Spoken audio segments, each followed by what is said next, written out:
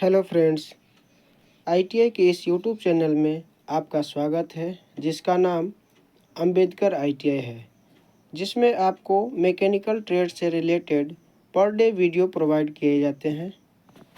Future में होने वाले एग्ज़ाम जैसे railway, ALP, NALCO, IOCL, AITT, ETC को मद्देनज़र रखते हुए प्रश्नों के इस सीरीज को स्टार्ट कर रहा हूँ ताकि यह वीडियो आप सभी के लिए हेल्पफुल हो सके। चलिए आज का सेशन स्टार्ट करते हैं। और आज का हमारा जो टॉपिक है, जैसे कि पहले भी बता दिए थे कि मार्किंग एंड मार्किंग टूल्स, आज हमारा टॉपिक का नाम है अंकन और अंकन उपकरण। ये जो मार्किंग क्या है और मार्किंग टूल्स क्या है, तो जब हम किसी मेटल पर जॉब का जो ड्राइंग चित्र जो है लाइनिंग खींचने के लिए किया जाता है, जिस उपकरण का उपयोग करते हैं, जिस विधि का उपयोग करते हैं, उसी को मार्किंग एंड मार्किंग टूल कहते हैं। उसी चैप्टर से रिलेटेड मोस्ट इम्पोर्टेंट क्वेश्चन को लाया हूँ, जो कि सभी एग्ज़ाम के लिए आपको हेल्पफुल रहेगा। आइए समय को न गवाते हुए इस सेशन को स्टार्ट करते हैं। मल्टीपल चॉइस क्वेश्चन है जिसमें 4 ऑप्शन रहेंगे। पहला क्वेश्चन आपका स्टार्ट है, the tool which is used for laying out large circle is. वह उपकरण जिसका उपयोग बड़े वृत्त को बनाने के लिए किया जाता है, कौन सा उपकरण है? तो आपका ऑप्शन ए में ट्रेमल है, बी में डिवाइडर, सी में आपका जैनी कैलिपर हो गया और डी में आपका है स्क्राइबर। तो हमारा जो ट्रेमल का कार्य होता है वो लंबे वृत्त को खींचने, बड़े वृत्त को खींचने के लिए ही किया जाता है, जो कि हमारा यही आंसर हो जाएगा। डिवाइडर का उपयोग जो करते हैं, डिवाइडर का उपयोग मेजरमेंट को ट्रांसफ़र करने के लिए या लाइन को बराबर भागों में डिवाइड करने के लिए डिवाइडर का उपयोग किया जाता है। जहाँ पर जैनी कैलिपर का उपयोग वहाँ पर किया जाता है जहाँ पर राउंड जॉब रहेगा, उसको सेंटर ज्ञात करने के लिए या खांचे की समानांतर एज के समानांतर लाइनों को खींचने के लिए हम लोग जैनी कैलिपर का उपयोग करते हैं। वहीं खुरचनी का उपयोग, जिसको स्क्राइबर बोलते हैं, स्क्राइबर का उपयोग मेटल के सरफेस से हाई स्पॉट को हटाने के लिए किया जाता है। तो इस प्रश्न का जो आंसर रहेगा, इस प्रश्न का आंसर हमारा ट्रेमल है, जो कि ऑप्शन ए में मैच कर रहा है। अब आते हैं प्रश्न संख्या 2 की ओर। प्रश्न संख्या 2 में कहा जा रहा है, which type of rule is used for marking and measuring patterns and hot job handling by blacksmith. लोहार के द्वारा किए जाने वाले पैटर्न मेकर, जो भी गर्म करके लोहार अपना पैटर्न बनाते हैं और गर्म कार्यों को चिन्हित करने के लिए, मार्किंग करने के लिए और मापने के लिए जिस रूल का उपयोग किया जाता है, उसका क्या नाम है? तो ऑप्शन में आते हैं नैरो रूल। ऑप्शन ए में नैरो रूल है, बी में आपका श्रिंक रूल, सी में आपका हॉट रूल है और डी में आपका शॉर्ट रूल है। तो आप जानते हैं कि नैरो रूल का प्रयोग, नैरो मतलब हो गया एकदम संकीर्ण, पतला, तो वैसी जगह पर प्रयोग करते हैं जहाँ पर अन्य मेजरिंग रूल का उपयोग नहीं किया जा सकता, वहाँ पर नैरो रूल का प्रयोग करते हैं। श्रिंक रूल का आपका प्रयोग ब्लैक स्मिथ में किया जाता है, जहाँ पर हॉट जॉब को गर्म किया जाना होता है, वहाँ पर नॉर्मल स्टील रूल का उपयोग करेंगे। तो जानते हैं कि मेटल जब गर्म होता है तो वहाँ पर फैलाव होता है, वो विस्तार हो जाएगा। तो श्रिंक रूल को इस प्रकार से डिजाइन किया जाता है ताकि वो हॉट जॉब को एक्यूरेट मेजरमेंट कर सके। हुक रूल का उपयोग वहाँ पर किया जाता है जहाँ पर एक छोर जाकर किसी जगह पर वहाँ पर जाकर बस जाता है और आसानी से किसी की सहायता लिए बिना लंबाई को माप सकता है, वहाँ पर हुक रूल का उपयोग किया जाता है। एक जगह पर वहाँ पर हुक लगा होता है। शॉर्ट रूल का उपयोग, शॉर्ट रूल जो होता है वो 2 भागों में बटे होते हैं, जो कि शॉर्ट करता है। अब आते हैं क्वेश्चन नंबर 3 की ओर। क्वेश्चन नंबर 3 बोला रहा है कि V block is used to hold round bar, it has a V groove which is usually. V block का उपयोग गोल सलाखों को पकड़ने के लिए किया जाता है जिसमें भी नाली होती है, जो आमतौर पर कितना डिग्री में बना होता है। साफ साफ पूछा जा रहा है कि भी ब्लॉक का जो भी ग्रुप होता है उसका एंगल कितना होता है। ऑप्शन ए में दिया हुआ है 30 डिग्री, सी में आपका है 90 डिग्री, बी में है आपका 60 डिग्री और डी में आपका है 120 डिग्री। तो हमारा जो आंसर हो जाएगा भी ब्लॉक का जो भी ग्रुप होता है वो 90 डिग्री में बने होते हैं एक दूसरे के। ठीक है, अब अगले क्वेश्चन की ओर आते हैं। क्वेश्चन नंबर 4 आपसे कहा जा रहा है the point angle of a scriber is. A scriber का जो पॉइंट एंगल होता है वो कितना डिग्री होता है। तो अस्क्राइबर का जो पॉइंट होता है ऑप्शन ए की ओर देखते हैं। ऑप्शन ए में बोला जा रहा है 30 डिग्री, बी में 5 डिग्री से 10 डिग्री, सी में 60 डिग्री और डी में आपका बोला जा रहा है 12 से 15 डिग्री। तो हम जानते हैं कि अस्क्राइबर का जो पॉइंट एंगल होता है वो 12 से 15 डिग्री होता है, जो कि हमारा आंसर हो जाएगा डी नंबर। अगले क्वेश्चन की ओर बढ़ते हैं। क्वेश्चन नंबर 5 कह रहा है the point angle of centre punch is. Centre punch का जो पॉइंट एंगल होता है वो कितना डिग्री में बना होता है। तो हम जानते हैं कि सेंटर पंच का जो पॉइंट एंगल होता है वो 90 डिग्री में होता है। वहीं 30 डिग्री वाले पंच का नाम बता देते हैं। तो 30 डिग्री वाले पंच का जो एंगल होता है वो प्रिक पंच का होता है, जो कि डिवाइडर के स्थान जहाँ पर डिवाइडर का काम करना होता है उसको स्थान, उसके पॉइंट को, डिवाइडर के पॉइंट को स्थान देने के लिए प्रिक पंच का उपयोग करते हैं। वहीं 60 डिग्री वाले पंच का उपयोग हम लोग डॉट पंच, जिसे विटनेस मार्किंग के तौर पर भी करते हैं। विटनेस मार्किंग जहाँ पर जॉब का जो साक्ष्य निशान लगाना है, जहाँ पर जॉब को हम कटिंग करना हो या उसका डिजाइन देना हो, तो वहाँ पर प्रिक पंच वाले 60 डिग्री वाले पंच का उपयोग करते हैं। आते हैं अगले प्रश्न की ओर। तो जैसा कि इस प्रश्न का आंसर आपका हो जाएगा 90 डिग्री। अब आते हैं प्रश्न नंबर 6 की ओर। प्रश्न नंबर 6 कहा जा रहा है during marking the reference surface is provided by. अंकन के दौरान संदर्भ सतह किसके द्वारा प्रदान किया जाता है। ये जो अंकन या यदि किसी चीज़ को आप मार्किंग कर रहे हैं तो सबसे पहले उसको बेस मानना पड़ेगा ऐसा समतल सतह को जिससे आसानी से उसका लंबाई मेजर किया जा सके। यदि यदि किसी व्यक्ति का जो लंबाई मापा जाता है तो उसका पैर जो होना चाहिए, जिस प्रकार से समतल सतह पर रखते हैं ताकि किसी प्रकार से मेजरमेंट गलत ना हो, उसी प्रकार जॉब को जब मेजर किया जाता है तो जॉब को मेजर करने के दौरान आपको एक रेफरेंस सरफेस का ज़रूरत पड़ता है, जो कि आपका मार्किंग ऑफ टेबल प्रदान करता है। आपका आंसर हो जाएगा सी, मार्किंग ऑफ टेबल। अब आते हैं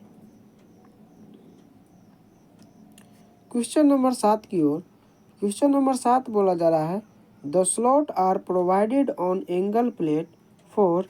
एंगल प्लेट पर स्लॉट प्रदान किए जाते हैं, क्यों, किस कारण से एंगल प्लेट पर वो स्लॉट प्रदान किए जाते हैं। तो हम जानते हैं कि एंगल प्लेट पर जो स्लॉट प्रदान किए जाते हैं वो हैवी जॉब को पकड़ने के लिए, वो बोल्ट का स्थान देने के लिए स्लॉट प्रदान किए जाते हैं। तो हमारा क्या हो जाए एकोमोडेसिंग बोल्ट समायोजित बोल्ट के लिए वो स्थान देता है। हमारा आंसर हो जाएगा ए। चलिए अब अगले प्रश्न की ओर आते हैं। हमारा अगला प्रश्न 8 नंबर जो बोल रहा है V block are available in grade of. V block निम्न ग्रेड में उपलब्ध होता है। तो भी ब्लॉक जो होता है ए और बी ग्रेड में पाया जाता है, जो कि ऑप्शन हमारा डी मैच कर जा रहा है। वहीं यहाँ पर एंगल प्लेट की बात किया जाता तो एंगल प्लेट जो पाया जाता है 1 और 2 ग्रेड में पाया जाता है एंगल प्लेट। तो यहाँ पर एंगल प्लेट का आंसर क्या हो जाएगा 1 और 2, जबकि वी ब्लॉक जो पाया जाता है ए और बी ग्रेड में पाया जाता है। अब आते हैं अगले प्रश्न, प्रश्न नंबर 9 की ओर। प्रश्न नंबर 9 कहा जा रहा है अ डिवाइडर इज यूज्ड फॉर, विभाजक या डिवाइडर का उपयोग किसके लिए किया जाता है। तो पहले भी बता दिए थे कि डिवाइडर का उपयोग क्यों करते हैं। आइए ऑप्शन की ओर देखते हैं। पहला में कहा जा रहा है अस्क्राइबिंग आर्क, सर्कल, अस्क्राइबिंग सर्कल, तो सर्कल बनाने में डिवाइडर का उपयोग किया जाता है।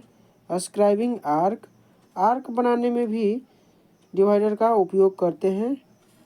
ऑप्शन नंबर 3 सी कह रहा है transforming and stepping of distance, दूरियों को स्थानांतरण और स्टेप बढ़ाना, ये भी आपका कार्य करता है डिवाइडर के द्वारा। स्टेपिंग या मेजरमेंट को ट्रांसफ़र करने का वो कार्य करता है।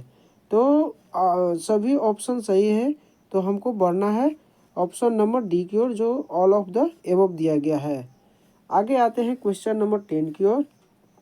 क्वेश्चन नंबर 10 कह रहा है which of the following is not the part of combination set, combination set का कौन सा इनमें पार्ट्स नहीं है। तो कॉम्बिनेशन सेट में ये एक ऐसा सेट होता है जिसमें गोल जॉब के सेंटर को ज्ञात किया जा सकता है, किसी भी एंगल पर जॉब को सेट किया जाता है।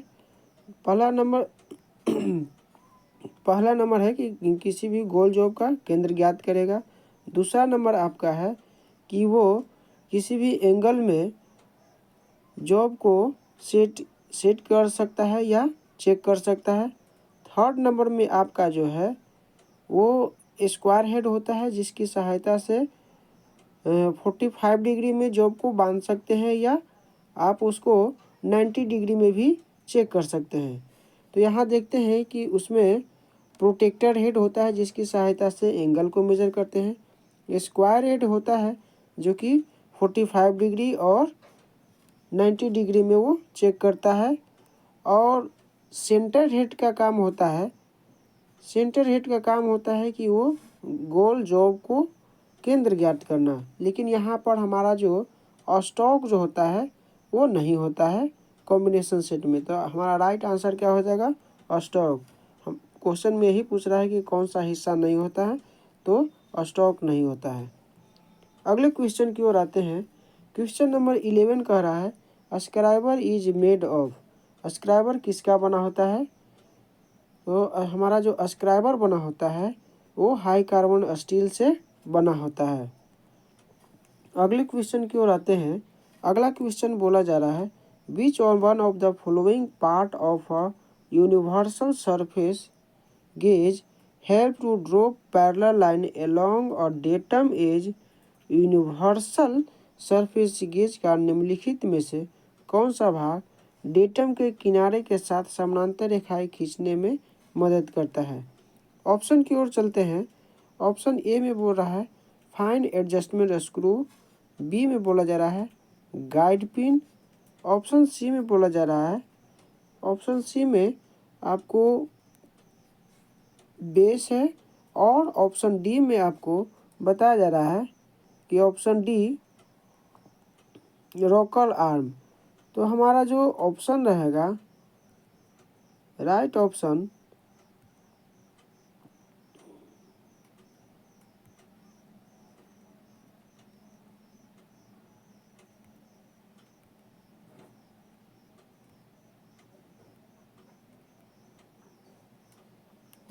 हमारा राइट ऑप्शन जो हो जाएगा वो गाइड पिन हो जाएगा। हमारा राइट आंसर गाइड पिन। आते हैं अगले क्वेश्चन की ओर। हमारा अगला क्वेश्चन बोला जा रहा है 13 नंबर क्वेश्चन कहा रहा है कि which head is used and set to any required angle in the combination set, संयोजक सेट या कॉम्बिनेशन सेट के किस हेड का उपयोग किया जाता है जिसे किसी आवश्यक कोण पर सेट करना हो। कोई भी एंगल में जॉब को जब सेट करना होता है तो किस हेड का उपयोग करते हैं। तो हमारा आंसर हो जाएगा स्क्वायर प्रोटेक्टर हेड जो कोई भी एंगल में सेट कर सकता है। यही हमारा ये प्रोटेक्टर हेड हुआ। आपका ये सेंटर हेड हो गया। और ये जो आपका दिख रहा है इसी को बोलते हैं स्क्वायर हेड। जो किनारे वाले सेक्शन में ये जो लगा हुआ है इसको बोलेंगे स्क्वायर हेड, जो कि एक जो होता है 45 डिग्री पर और दूसरा जो होता है ये 90 डिग्री पर होता है। तो हमारे प्रश्न में पूछा जा रहा है कि एंगल को कोण पर सेट करने के लिए किसका उपयोग किया जाएगा। तो यहाँ से जो दिख रहा है आपका प्रोटेक्टर हेड, जो कि इंडिकेट कर रहा है प्रोटेक्टर हेड हमारा आंसर हो जाएगा। लेकिन देखते हैं कि ऑप्शन कौन सा ऑप्शन में आपका प्रोटेक्टर हेड मैच कर जा रहा है। तो देख रहे हैं कि ऑप्शन बी में आपका प्रोटेक्टर हेड मैच कर रहा है। आते हैं अगले क्वेश्चन की ओर। अगला क्वेश्चन बोला जा रहा है what is the name of a scriber mark as 2 in figure. Figure 2 में चित्र 2 में अंकित अस्क्राइबर का नाम हमको बताना है। देख लीजिए आपका चित्र 2 आपका ये मैच दिख रहा है। आपको पता करना है कि ये जो चित्र 2 है वो किस प्रकार से बता रहा है। आते हैं ऑप्शन की ओर। ऑप्शन ए में बोला जा रहा है स्ट्रेट अस्क्राइबर सीधी रेखा है। तो देख लेते हैं ये सीधी रेखा है तो है नहीं, क्योंकि यहाँ तो बेंड किया गया है, इसलिए ऑप्शन ए तो होगा नहीं। ऑप्शन बी की ओर आते हैं बेंट अस्क्राइबर। बेंट अस्क्राइबर तो आपको देख रहे हैं आगे की ओर पहले प्रस्थान करेंगे। आपका आंसर जो है दिख रहा है कि एक तरफ से मुड़ा हुआ है आपका और बीच में आपका नर्लिंग किया हुआ है, जो कि आंसर आपका बेंट अस्क्राइबर हो जाएगा।